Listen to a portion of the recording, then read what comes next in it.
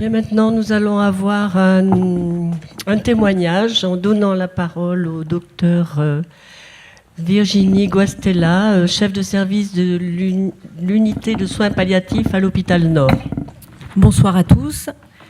Merci donc à Jalmav, à la Ligue contre le cancer, au réseau Palliadome, de m'avoir sollicité pour venir témoigner ce soir de ma pratique au quotidien. Et merci à vous tous d'être là. Comment anticiper sa fin de vie ? Moi, j'ai voulu volontairement axer essentiellement à travers les directives anticipées. C'est difficile d'intervenir après une femme de loi telle que Maître Regnoux, qui a déjà bien ratissé le terrain, qui nous a exposé les choses en long, en large et en travers. Voilà, moi, ça va être beaucoup plus pratico-pratique, avec des réflexions de terrain, des réflexions qui m'appartiennent, qui ne sont pas forcément des réponses toutes faites, et qui vont alimenter les questionnements de chacun et alimenter encore la réflexion, puisqu'on n'a pas fini de réfléchir. Et c'est pour ça qu'on est là aujourd'hui. Alors aujourd'hui, à mon petit niveau, je fais quelques constats. Un premier qui vient déjà d'être énoncé par Maître Regnoux. Je commençais à avoir peur, parce que alors j'ai dit, si elle se met à dire tout ce que j'ai commencé à réfléchir, et que va-t-il me rester à dire ? Donc, en effet, je crois qu'on constate aujourd'hui que cette loi, la loi dite de Leonetti, dont on vient de parler, elle est beaucoup trop méconnue de nos concitoyens. Mais on ne s'arrête pas aux concitoyens. Il y a aussi une large méconnaissance du corps soignant.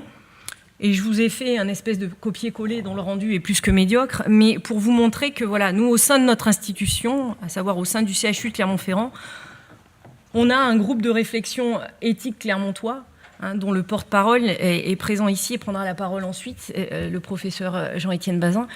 Voilà, on essaie un petit peu, à notre manière aussi, de faire que cette loi soit mieux connue. Je dis bien mieux connue parce qu'elle est méconnue, ou elle est mal connue, ou elle est du corps soignant. Parce qu'il y a une nécessaire information du corps soignant pour que puisse être communiquée aux patients un certain nombre de données, qu'elles ne soient pas erronées, qu'ils puissent s'en munir pour pouvoir dire ce qu'ils veulent. Donc il est nécessaire aujourd'hui qu'on puisse faire des campagnes d'information autour de la fin de vie, sans espèce d'idée taboue, là, il ne faut pas parler de la fin de vie. Mais bien sûr que si, il faut parler de la fin de vie. Ouais. Il faut parler de la fin de vie parce qu'il faut pouvoir l'anticiper et pas se retrouver comme ça, du jour au lendemain, dans des espèces d'impasses. On a dit, on est très optimiste, les hommes de loi et les médecins, on va sortir des impasses parce qu'on réfléchit, on réfléchit ensemble, parce que ce soir, il y a des réunions de ce type qui font qu'on bouge. Mais c'est vrai qu'il faudrait arriver à pouvoir anticiper mieux, et pour anticiper mieux, il faut pouvoir informer. Et dernièrement, j'avais vu un document de l'Observatoire national de la fin de vie qui parlait même de campagnes d'information dans les écoles. Alors c'est vrai que moi, je suis une jeune maman, et comme toutes les jeunes mamans, on est hyper protecteur, et on a tendance à dire « Ouh là là, mais les enfants, il ne faut pas leur parler de ces trucs-là, on va les traumatiser ».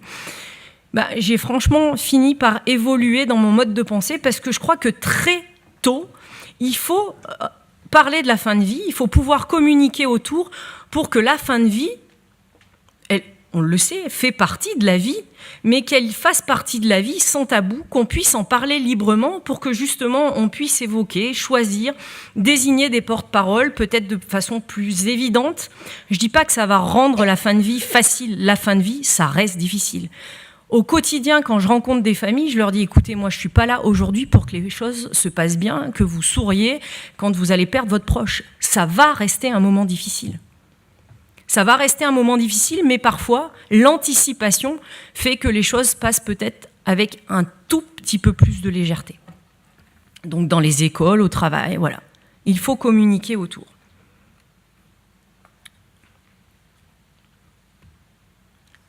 Le deuxième constat, c'est qu'on est tellement sur le fil du rasoir qu'on se retrouve à tout annoncer en même temps. Ouais. Vous avez une maladie grave, elle est très évolutive, au dernier scanner, il y en a partout, vous risquez de mourir de cette façon-là, mais vous pouvez aussi dire comment vous voulez mourir. Ouais. Mais comment un individu normalement constitué peut y arriver avec toutes ces questions en flot? Ouais. Il va s'arrêter déjà à un niveau, l'annonce de la maladie grave. Ouais. État de sidération, boum, il faut le digérer. Ouais. On ne peut pas digérer, réfléchir, prendre des décisions. Donc voilà, la sidération que peut amener l'annonce de la maladie grave nuit à la bonne relation, à la construction d'un dialogue, à la réflexion.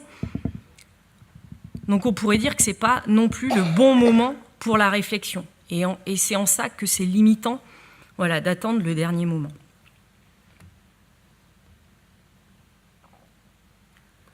Troisième constat, je vous dis, c'est à mon petit niveau, c'est des idées que je vous expose. La rédaction trop anticipée, elle est aussi discutable. D'ailleurs, la loi a prévu une durée de validité de 3 ans. Question. Je vous ai dit, je vais vous poser plein de questions, je ne suis pas sûre de vous donner les réponses. Pense-t-on et raisonne-t-on de la même façon quand on est en pleine santé et quand on est diminué avec des symptômes d'inconfort ? La démarche d'anticipation des patients est limitée par la capacité à se projeter dans l'avenir. Il y a un certain nombre de réactions de patients qui ont été auditionnées, dont ces 2 que j'ai choisies. Une dame, Madame E, disait « Moi, je me laisse porter par le destin. C'est un positionnement, il est respectable, on se doit de le respecter. » Une autre, Madame O, disait « Est-ce qu'aujourd'hui, on est en capacité de savoir ce qu'on voudrait si on était en fin de vie ?» Là aussi, je vous laisse à votre propre réflexion. Cette dame, elle était en pleine réflexion. Elle ne s'était pas positionnée.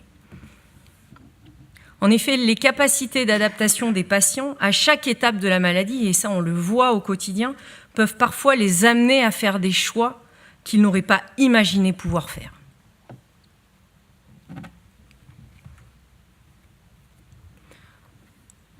En résumé, on se retrouve avec un certain nombre de limites à travers ces directives anticipées. Ces limites nous amènent certainement, certaines fois, à ce sentiment d'impasse. Donc leur validité dans le temps, avec le contexte d'évolution de la maladie et le niveau de rapidité d'évolution de la maladie qui fait que les choses sont parfois bousculées et qu'on n'a pas le temps de penser, de décider, d'anticiper. Les compétences du patient, voilà, on parle de patients capables, de patients hors d'état, voilà. Mais moi je mets en parallèle à ces compétences les enjeux médicaux, parce qu'il y a le poids des enjeux médicaux. Il ne suffit pas d'être capable d'exprimer, d'être capable de penser, d'être capable de décider, d'être capable d'aller signer un chèque à la banque. Il y a les enjeux médicaux, oui, et l'information autour de ces enjeux médicaux.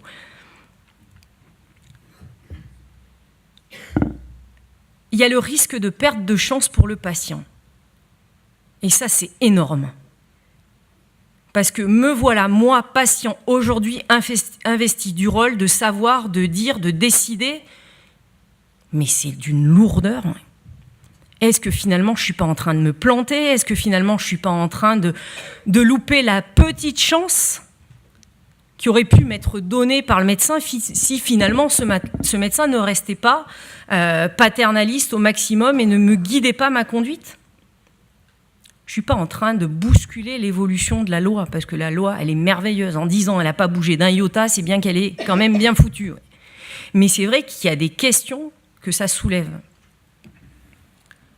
Quel est le contexte médical aussi? Ça, je crois que c'est essentiel de faire un focus dessus. Oui. Une maladie cancéreuse, ce n'est pas une maladie neurologique dégénérative, ce n'est pas une insuffisance d'organes terminal. On n'est pas du tout positionné pareil quand on est patient avec ces différents types de pathologies. Encore des questions. Je vous ai dit, moi, je vais vous accabler de questions. Qui donne l'information? Et par exemple, si on se repose dans la maladie cancéreuse, la posture de l'oncologue, le pauvre oncologue, mais c'est drôlement complexe, quoi. Parce que lui, il véhicule l'espoir. C'est lui qui propose des chimios, c'est lui qui me propose des exéreses de tumeurs. Et puis là, il faudrait soudainement qu'il soit investi de poser des sanctions de limitation, d'arrêt. Les patients, ils ont énormément de réticence à aborder ces questions-là avec l'oncologue, ces questions d'aggravation, parce que pour eux, symboliquement, l'oncologue, c'est celui qui investit, qui surinvestit, qui s'obstine, comme disait tout à l'heure Maître Regnault. Il faut que le médecin s'obstine de façon raisonnable. Néanmoins, on parlait de collégialité, il est impératif qu'il soit au cœur des décisions. À qui, à quel patient? On ne se la pose pas, cette question. Cette procédure d'information, elle ne doit pas être proposée aux patients qui ne souhaitent ni d'information pronostique, ni de participation aux décisions. La loi dit aussi que si un patient ne veut pas être informé, il a le droit de le signifier. Après, il y a des cas particuliers, mais je ne suis pas là pour me substituer au travail de Maître Regnault. On observe que l'information vient bousculer aussi les mécanismes défensifs des patients et compromettre parfois l'adaptation à la réalité. Donc il faut prendre en compte toutes ces données. Mais pour prendre en compte toutes ces données, il faut connaître son patient. Il faut instaurer une vraie relation avec son patient. Il faut passer du temps avec son patient, parce que son patient, il ne va pas tout dire de but en blanc.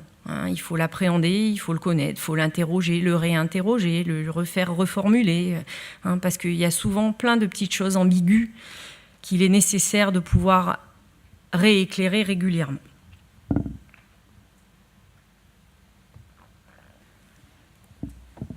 On va rentrer dans le concret. Je vous propose un cas clinique, celui d'une dame de 65 ans, atteinte d'un adénocarcinome du rectum, métastasé, avec 2 ans d'évolution de maladie. Une patiente actuellement avec une autonomie tout à fait préservée, une grande lucidité sur son état de santé et qui connaît bien son diagnostic. Elle a été rencontrée par l'EMSP. L'EMSP, c'est l'équipe mobile de soins palliatifs. Sur le CHU de Clermont-Ferrand, donc on a un centre de soins palliatifs avec une unité de soins palliatifs qui est un service de 14 lits et une équipe mobile de soins palliatifs qui est une équipe de soignants qui se rend au chevet du patient sur tous les services du CHU, mais également des établissements hors CHU avec lesquels des conventions sont établies. Donc l'équipe mobile se rend au chevet de cette patiente à la demande du service d'amont, car le service d'amont, avec lequel on a des réunions bimensuelles de réflexion autour des dossiers de patients en situation palliative, initiale ou terminale, nous dit on est très très embêté avec cette patiente, elle exprime, voilà, quand ça ira plus, moi je vais aller me faire piquer en Suisse, dit cette dame. Et les patients sont extrêmement désemparés avec un raccourci par manque de temps pour explorer la demande. Voilà, ben cette dame, visiblement, elle veut qu'on abrège très vite sa vie si ça ne va pas. Et avec de surcroît une symptomatologie douloureuse qui se surajoute au tableau. Donc on est doublement demandé auprès de cette dame pour essayer d'éclairer un petit peu ses demandes et essayer d'aider aussi à son confort. On sait que cette dame est lucide, qu'elle a un franc-parler, donc nous, on s'adapte à toutes les situations et ce jour-là, on se présente. Bonjour madame, nous sommes l'équipe mobile de soins palliatifs. Voilà, je suis moi-même docteur, je suis accompagnée par une infirmière. La réplique immédiate de la patiente est de dire « Ah oui, c'est quand il n'y a plus rien à faire ». Et bien, au final, cette entrée en matière, nous, elle nous a non pas desservi, mais rendu service, parce que ça a été l'occasion pour nous de redéfinir avec la patiente ce que sont et ne sont pas les soins palliatifs, et d'aller encore plus loin, au final, voir ce qu'exprime la patiente à travers cette idée qu'elle avait pu lâcher et qui avait fait grand bruit dans le service. À travers la réflexion de cette patiente, à travers les échanges qu'on a pu avoir avec cette patiente, en fait, son souhait, c'était celui vraiment de faire valoir qu'elle ne voulait pas d'acharnement thérapeutique, donc témoigner qu'elle était bien en accord avec la loi. Et on lui a parlé justement de cette loi, qu'on a dit que ça existait, que c'était dans des textes législatifs et qu'il y avait même aussi la possibilité de rédiger des directives anticipées. voyez, les directives anticipées, elles ne sont pas tombées comme ça, là. Elles ont été amenées progressivement. Cette dame, on savait qu'on allait la revoir en consultation, on lui a proposé de prendre le temps de réfléchir à ces directives anticipées, même de lui envoyer un formulaire type. On en fait ce qu'on veut de ces formulaires types, mais c'est vrai qu'il y a des grands centres de cancérologie en France, comme par exemple l'Institut Gustave Roussy, qui sur leur site ont un formulaire type. Ça peut être un guide pour être sûr de ne rien oublier dans notre écrit, de ne pas oublier de mentionner quelque chose qui pourrait faire défaut le jour où on veut les consulter. Donc elle a reçu ça tranquillement par la poste, elle a pris son temps, et puis on s'est dit, tiens, la prochaine fois qu'on se verra, on peut en reparler. C'était une façon d'introduire le fait de pouvoir rédiger avec. Vous savez, on a dit d'une certaine façon aujourd'hui, avec tout ce qu'on autorise aux patients, on a nettement atténué le paternalisme médical qui avant prenait toute la place. Hein. C'est le médecin qui décide, c'est le médecin qui sait. Je me confie à vous, docteur. Ben là, aujourd'hui, les directives anticipées sont là, mais à travers cette patiente, ce qui est là aussi, c'est que le médecin est là, il ne l'abandonne pas à ses propres décisions, il est là pour l'aider dans la rédaction, lui donner peut-être aussi des conseils pour que le patient ne porte pas seul sur ses épaules des décisions lourdes. Hein, je vous disais, on retrouve souvent la notion dans les échanges avec les patients de cette peur de perte de chance.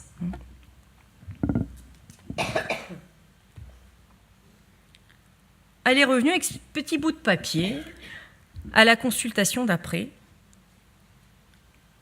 où elle écrit « Arrivée en fin de vie, je refuse tout acharnement thérapeutique qui pourrait me maintenir en vie artificiellement. Je demande donc au personnel de santé de soulager efficacement mes souffrances physiques et morales, même si cela a pour conséquence d'abréger ma vie. Je refuse également tout traitement, examen ou soin qui s'avérerait inutile. » Cette dame, au final, elle ne nous rend pas la tâche si complexe que ça, puisqu'elle reprend tout bonnement ce dont elle a droit, puisque c'est ce que dit la loi. Ouais. Mais par contre, où ça amène réflexion, c'est que si on s'était arrêté à la petite phrase qu'elle avait balancée, là, comme ça, un jour, on serait sur la fausse piste. Hein. Donc cet exemple est une mise en garde, une leçon de conduite à tenir. C'est quand même malheureux d'avoir à redonner des leçons comme ça sur comment il faut faire en communication avec le patient. Hein, parce que tout ça, c'est de la communication, c'est du temps passé auprès d'eux. Ouais. Toujours prendre le temps de faire reformuler le patient sur ses attentes et ses choix. Parce que ça serait facile hein, de dire, allez hop, le patient s'est exprimé, boum, boum, boum, il a écrit ça, voilà, on ne se pose plus de questions, on avance, on passe au suivant. Non. Le devoir du thérapeute, vous l'aurez compris, c'est de se questionner, de se re-questionner, de faire argumenter son patient, de poser aussi des arguments à travers les explications qu'il va pouvoir donner, les conséquences qu'il va pouvoir présenter au patient de ses choix. Voilà. Et donc, moi, je pense que le principe d'autonomie ne dispense pas le thérapeute d'exposer ses propres convictions et mettre les arguments pour convaincre. On s'ennuierait sinon. C'est cette complexité-là qui est passionnante aussi. Oui. Si c'était simple, on aurait fait autre chose. Moi, franchement, quand les gens se plaignent, enfin les gens ou les soignants se plaignent en disant « cette situation, elle est compliquée », mais je dis « mais c'est ce qui nous enrichit au quotidien, cette complexité ». C'est ce qui fait la vie. La loi ne doit pas entraîner une forme de paresse, hein, c'est ça que je suis en train de vous dire, ni une disparition totale. Le paternalisme médical, à partir du moment où il est ponctué, où il est délivré de façon adaptée, habile, en connaissance de cause, avec un patient qu'on a su appréhender à travers une relation thérapeutique, on sait qui il est, on sait qu'on peut lui exposer certaines choses, il peut avoir du bon.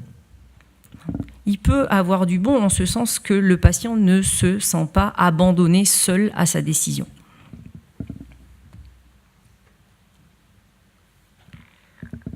Donc voilà, l'important, c'est un dialogue vrai. Le dialogue vrai, il peut déclencher, en ce moment, le mot à la mode, là j'ai un espèce de tic verbal, des clashs. J'arrête pas de dire clash en ce moment dans le service. C'est vrai que l'annonce de quelque chose qui est absolument inacceptable, vous êtes grave, vous avez une maladie qui évolue, On le fait au quotidien. On le fait au quotidien avec des réactions violentes des patients. Mais ces réactions violentes, c'est parce que on leur doit l'information et qu'avec cette information, ils vont cheminer, ils vont avancer, ils vont pouvoir prendre des dispositions. Donc ne jamais s'arrêter à des phrases. Et là, cette dame, vous l'aurez compris, son désir à elle, c'était de signifier comment elle voulait choisir, comment finir sa vie.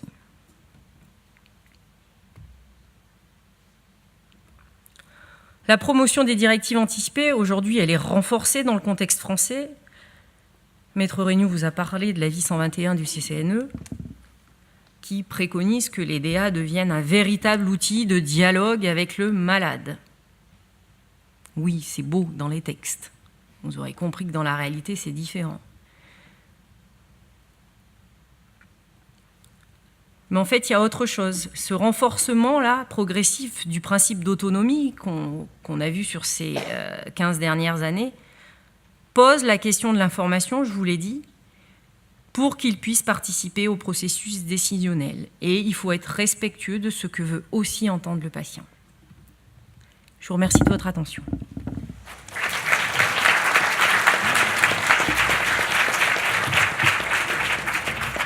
Oui, merci Dr Guastella. Merci pour vos incertitudes. C'est sûrement quelque chose de spécifique aux soins palliatifs que de ne pas avoir de certitude. Et puis je retiendrai votre formule, le paternalisme médical, peut-être doit-il s'adapter et ne pas être une obstination déraisonnable.